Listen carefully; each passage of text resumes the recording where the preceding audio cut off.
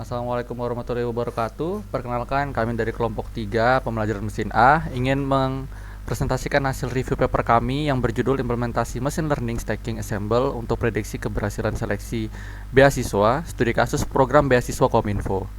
Tapi sebelum itu ada baiknya kami memperkenalkan diri. Sebelumnya perkenalkan, nama saya Daniel Blokoten dengan NIM 11231019.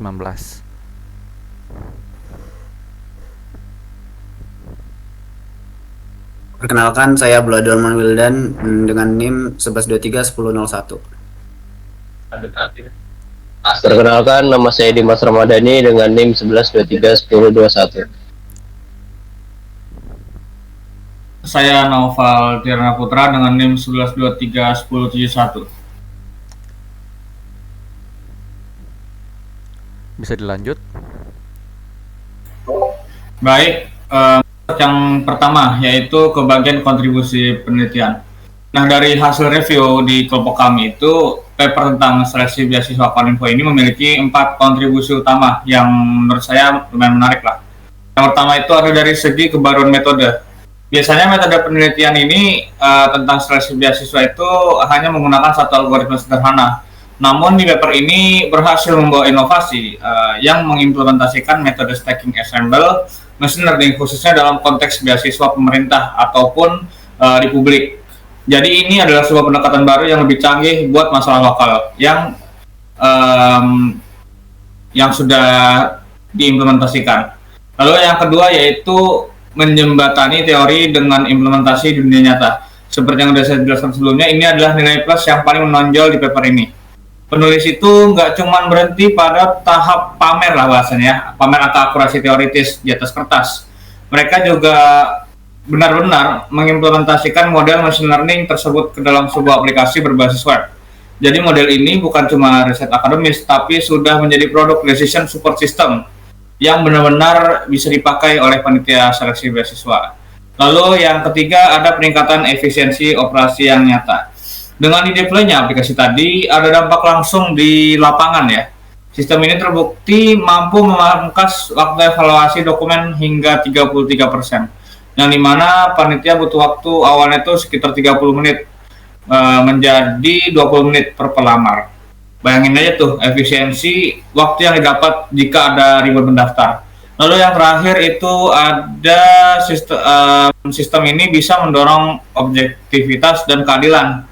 Menyeleksi ribuan kertas atau dokumen yang dilampirkan pastinya rentan dengan bias subjektif atau human error karena panitia kelelahan lah bahasa gampangnya.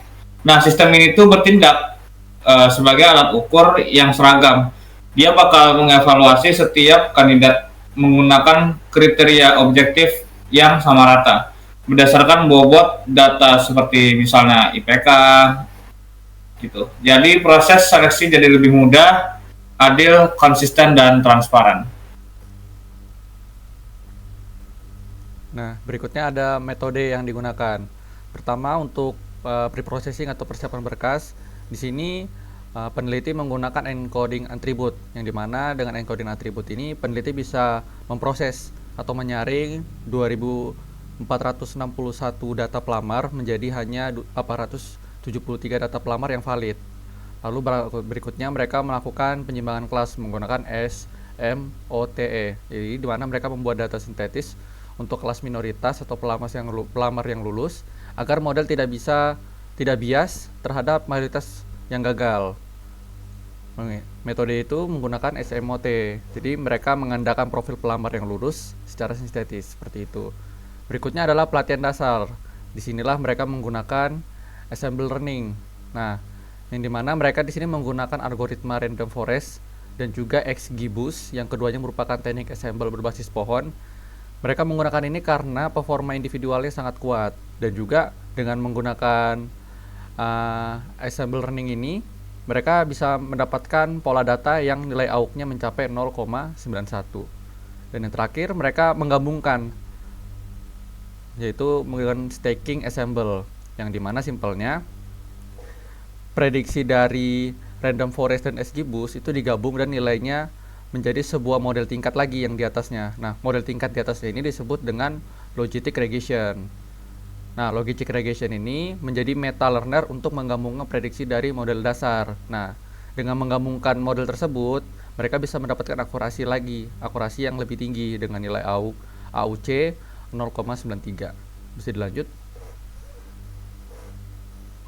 Baik, selanjutnya hasil penelitian dari paper yang kami ambil. Yang pertama, setelah dilakukannya assemble learning itu seperti yang setelah teman saya bilang tadi, mendapatkan skor tertinggi yaitu 0,93. Itu lebih mengungguli daripada model tunggal lainnya seperti XGBoost, Random Forest, dan Decision Tree. Lalu selanjutnya ketersediaan LOA atau Letter of Acceptance dan nilai GPA IPK muncul sebagai faktor paling berpengaruh dengan sistem yang terbukti skor AU 0,92 tadi. Meski diuji dengan simulasi data yang diperluas 10 kali lipat. Model ini juga menggunakan Flash framework dan memberikan hasil instan prediksi sekitar 0,02 detik per pelamar. Dengan waktu tinjauan efektif pelamar turun dari 30 menit jadi cuma 20 menit. Mungkin bisa dilanjut. Baik, kemudian kita masuk pada kritik paper. Jadi ada beberapa poin yang bisa dikritik pada paper tersebut. Yang pertama yaitu pada penanganan data yang hilang atau missing value kurang optimal. Walaupun peneliti mengatakan kalau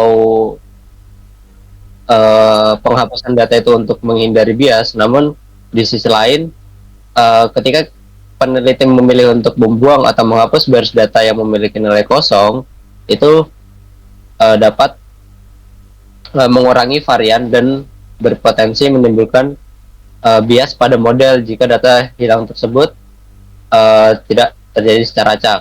Kemudian ukuran dataset relatif kecil untuk model yang kompleks. Penelitian menerapkan algoritma stacking assemble yang sangat kompleks, yaitu menggabungkan teknik random forest, XGBoost, dan logistic regression pada dataset yang jumlahnya tergolong kecil, yaitu 873 pelamar. Kemudian yang ketiga, generalisasi model terbatas pada satu periode seleksi singkat. Model hanya dilatih menggunakan sampel dari satu siklus seleksi beasiswa dengan rentang waktu yang sangat singkat, yaitu 6 bulan. Standar kualitas, alasannya karena standar kualitas, kebijakan seleksi, dan profil pelamar itu dapat berubah secara signifikan dari tahun ke tahun. Sebuah model prediksi yang hanya dilatih pada data historis dari Januari sampai bulan Juni 2023 kemungkinan tidak memiliki ketahanan untuk mengeneralisasi atau memprediksi pola pendaftar di masa depan bila terjadi perubahan tren. Kemudian penentuan ambang batas atau threshold keputusan default. Implementasinya, peneliti menggunakan threshold probabilitas keputusan default sebesar 50% untuk mengklasifikasi apakah pelamar lulus atau gagal. Dataset aslinya tidak seimbang dengan rasio kelulusannya, yaitu 1:3. Hanya 24,9% yang lulus. Meski peneliti menggunakan SMOT untuk menyeimbangkan data saat training, menggunakan titik potong probabilitas sebesar 50% di dunia nyata belum tentu merupakan strategi yang paling optimal untuk menentukan kelulusan. Pada nyatanya, pada dunia nyata, jumlah pelamar yang diluluskan biasanya bergantung pada kuota ketersediaan beasiswa, sehingga kurva kalibrasi probabilitas yang disesuaikan dengan presentasi kota akan jauh lebih bermanfaat daripada threshold sebesar 50%.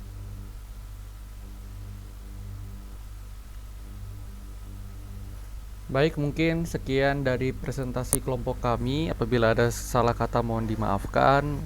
Wassalamualaikum warahmatullahi wabarakatuh.